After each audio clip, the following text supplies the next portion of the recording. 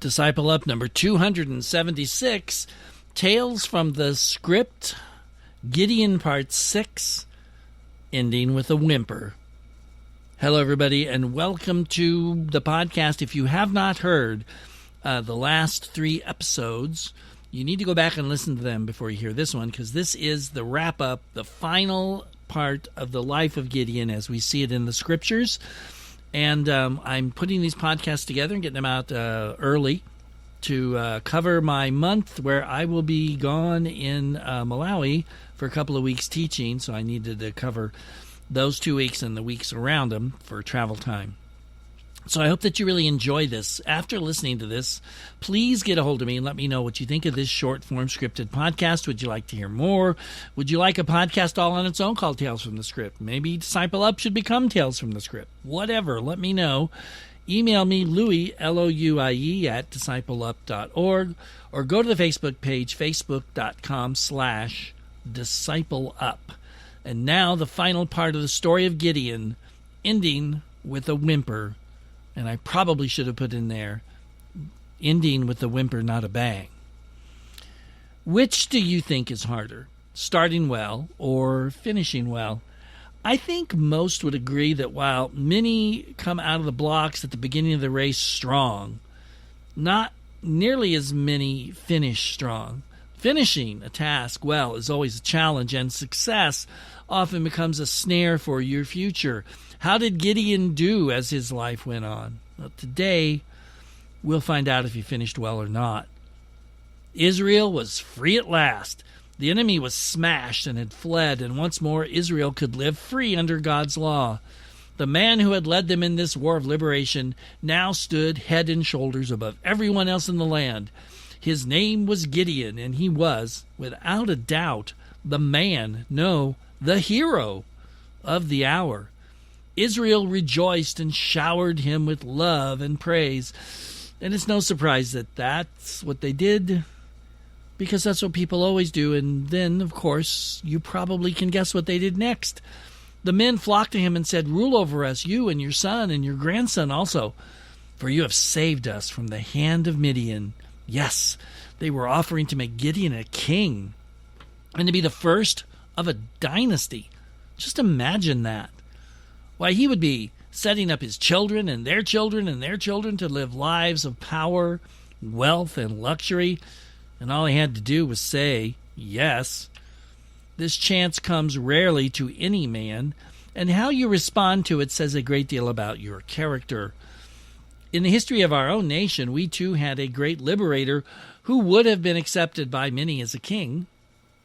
George Washington could have used the Continental Army to assume power. In fact, at one point, Congressman Alexander Hamilton commented and recommended that Washington, quote, take the direction of them, unquote, and lead the effort. But Washington would have none of it. The Army, he rebuked young Hamilton, is a dangerous instrument to play with. Instead, he responded to the unsigned papers that were calling for the Army to stand up against the political leadership by holding a meeting of his officers for March 15th, the Ides of March, 1783. There, Washington denounced the move as destructive of the very ground of Republican government and expressed his, quote, utmost horror and detestation, unquote, of those who would, quote, open the floodgates of civil discord and deluge our rising empire in blood, unquote. After the speech, Washington drew a letter from his pocket expressing Congress's intention to redress the Army's issues. He hesitated, pulled out a pair of glasses, and remarked, quote, gentlemen, you will permit me to put on my spectacles, for I have not only grown gray but almost blind in the service of my country, unquote. Many of the officers were in tears. If the speech hadn't already destroyed the movement, that remark assured its demise. By year's end, Washington, victorious in war, proceeded voluntarily to resign his military commission. When he stepped down, after his second term as president, a dumbfounded King George III proclaimed him, quote, the greatest character of the age, unquote. His peaceful transfer of the presidency to John Adams in 1797 inaugurated one of America's greatest democratic traditions. Gideon was in much the same spot, and who knows whether his answer or not inspired Washington all those centuries later. Here's what Gideon said, quote, "I will not rule over you, and my son will not rule over you. The Lord will rule over you." Gideon could have become king and still been in complete obedience to the law of Moses. In Deuteronomy chapter 17, God lays out the rules for what a king in Israel is allowed and not allowed to do. Still, Gideon wanted none of it and refused to be king. It was the last great public decision of his life. Unfortunately, it was followed by a very bad one. And Gideon said to them, "Let me make a request of you. Every one of you give me the earrings from this spoil," for they had golden earrings because of the Ishmaelites. And they answered, "We will willingly give them."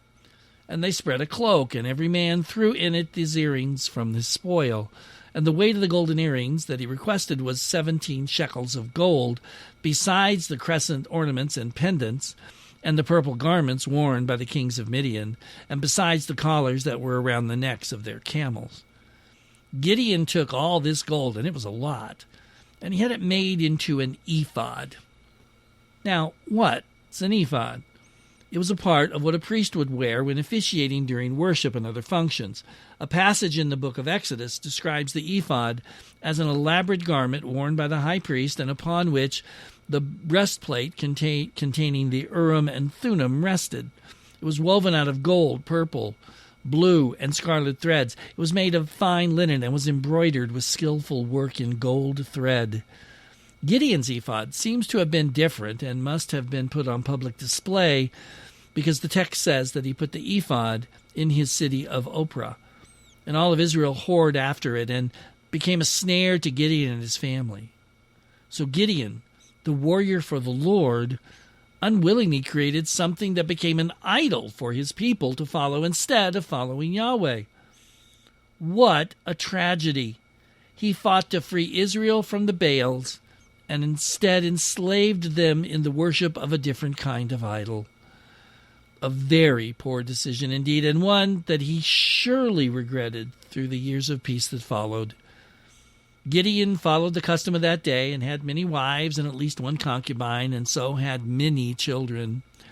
Apparently, the son that his concubine bore him was special to him, for he named him Abimelech. Abimelech appears to have been at least one of his favorites.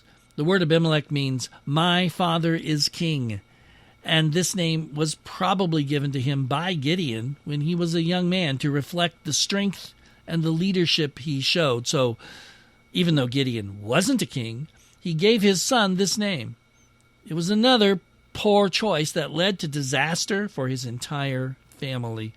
For Abimelech took this name too seriously. He patiently waited, and at last, when his father died, he unveiled a plan to become a king. He hired a lot of unsavory fellows, slaughtered all of his brothers, and set himself up as king in Israel. His reign lasted less than 4 years, and ended in his death as well. Thus Gideon's failure to finish strong doomed Israel to a continued dalliance with idols, and most of his family to either death or sorrow at the hands of his so-called kingly son. Little mistakes can have big consequences, and Gideon's story ends on this sober but powerful note. And there you have it, the story of Gideon from the Old Testament. I hope that this really blessed you. I hope that you enjoyed it. I'd like to hear from you what you think. Again, do you want more of this, less of this, none of this, all of this? Should I make a new podcast called Tales from the Scrypt? Or maybe Disciple Up should go bye-bye for a while at least, and Tales from the Scrypt take its place? Let me know. You can email me, Louie, Louie, at discipleup.org. The Facebook page is facebook.com/discipleup. So until next time, take care. God bless you, and remember that every time is a good time to disciple up. So long.